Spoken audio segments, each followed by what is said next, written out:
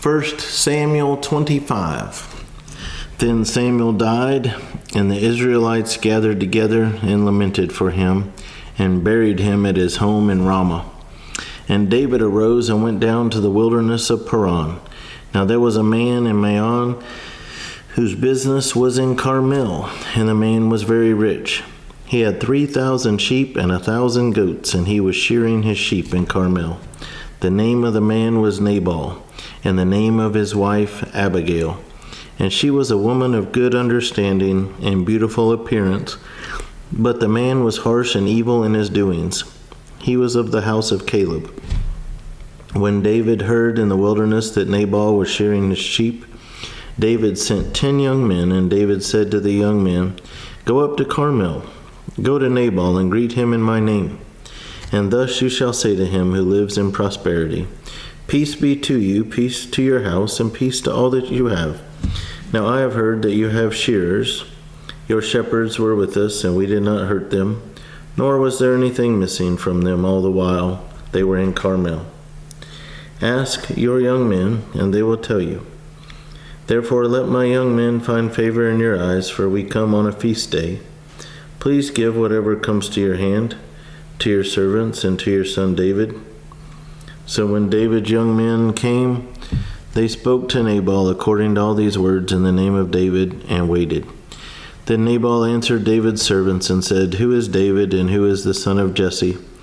There are many servants nowadays who break away, each one from his master. Shall I then take my bread and my water and my meat that I have killed for my shears, and give it to men when I do not know where they are from?" So David's young men turned on their heels and went back, and they came and told him all these words. Then David said to his men, "Every man gird on his sword." So every man girded on his sword, and David also girded on his sword. And about 400 men went with David, and 200 stayed with the supplies. Now one of the young men told Abigail, Nabal's wife, saying, "Look, David sent messengers from the wilderness to greet our master, and he reviled them. But the men were very good to us, and we were not hurt, nor did we miss anything as long as we accompanied them when we were in the fields. They were a wall to us both by night and day all the time we were with them, keeping the sheep. Now therefore know and consider what you will do, for harm is determined against our master and against all his household. For he is such a scoundrel that one cannot speak to him." Acknowledging the unreasonableness of Nabal, how mean and not bright that he is, so they went to his wife Abigail. Then Abigail made haste and took 200 loaves of bread, 2 skins of wine, 5 sheep already dressed, 5 seahs of roasted grain, 100 clusters of raisins, and 200 cakes of figs, and loaded them on donkeys. And she said to her servants, "Go on before me, see, I am coming after you." But she did not tell her husband Nabal.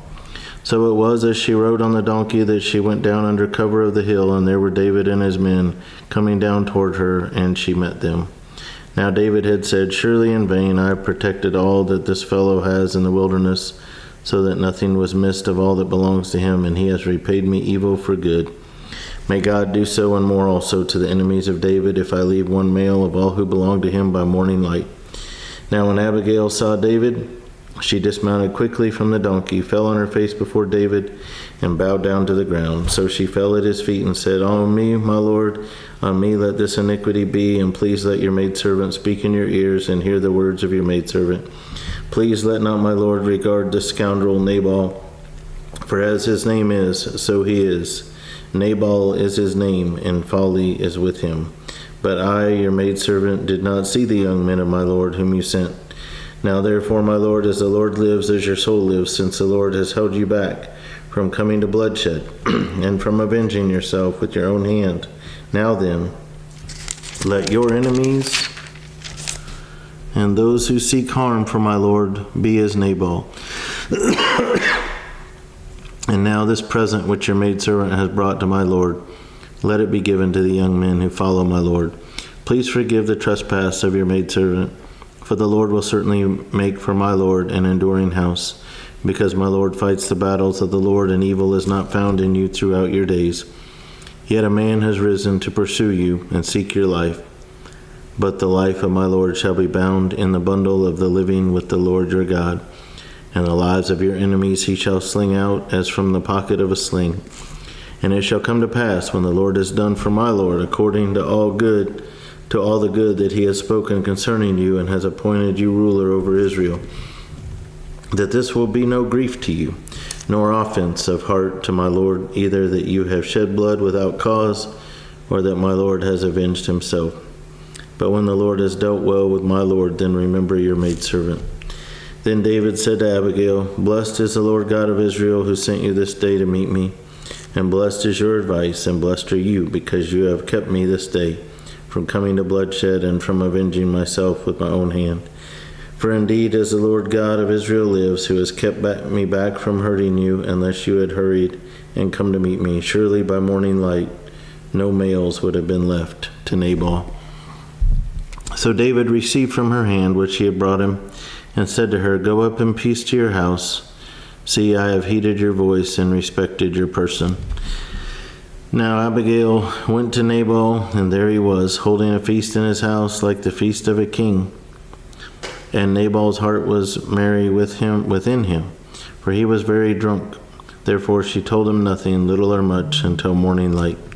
So it was in the morning, when the wine had gone from Nabal, and his wife had told him these things, that his heart died within him, and he became like a stone. Then it happened after about 10 days that the Lord struck Nabal, and he died. So when David heard that Nabal was dead, he said, Blessed be the Lord, who has pleaded the cause of my reproach from the hand of Nabal, and has kept his servant from evil. For the Lord has returned the wickedness of Nabal on his own head. And David sent and proposed to Abigail to take her as his wife. When the servants of David had come to Abigail at Carmel, they spoke to her, saying, David sent us to you to ask you to become his wife. Then she arose, bowed her face to the earth, and said, Here is your maidservant, a servant to wash the feet of the servants of my Lord. So Abigail rose in haste and rode on a donkey, attended by 5 of her maidens, and she followed the messengers of David and became his wife. David also took Ahinoam of Jezreel, and so both of them were his wives. Hey, buddy. But Saul had given Michal, his daughter, David's wife, to Palti, the son of Laish, who was from Gallim. Hi there.